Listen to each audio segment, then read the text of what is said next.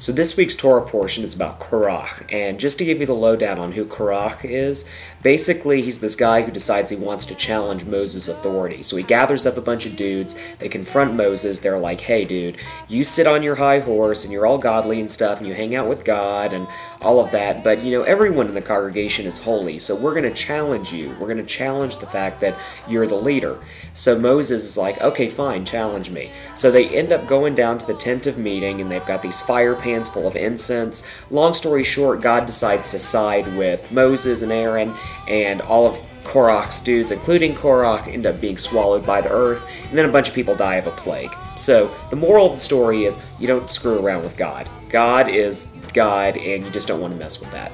Now, a lot of people use that as a way of defending fundamentalism. They're like, okay, well, you know, Korach was rebellious against God, and, you know, you PunkTorah guys, or you Reform Jews, or you conservative Jews, or you modern Orthodox, or whatever term you want to use, you guys are rebellious, and, you know, you need to just burn your Urban Outfitters shirts and step away from your vinyl indie rock records and, you know, just live the life we want you to live.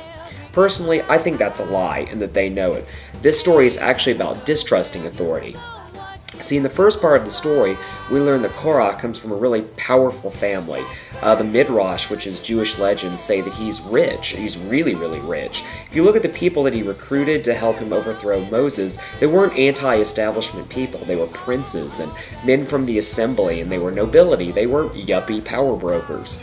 Korach used these 250 guys to challenge Moses, not because he wanted equality, but they all wanted power for themselves. Worse than that, they managed to trick people into following them under the lie that everyone in the congregation is holy.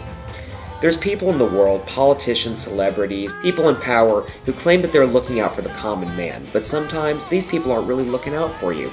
They're just using you, like Korach did. Why did God side with Moses and Aaron and not Korach? Was it because God's a huge uber-fundamentalist? No, it's because Moses and Aaron were the real deal. They were the guys in charge, yeah, but their hearts were in the right place. They weren't out for number one, which is who Korach was out for. So if you're going to challenge the system, go for it. All the patriarchs and matriarchs, they challenge the system. Jewish folks, we love to challenge authority. God likes rebellious people. Just make sure you aren't being tricked by some yuppie jerk who talks a good game.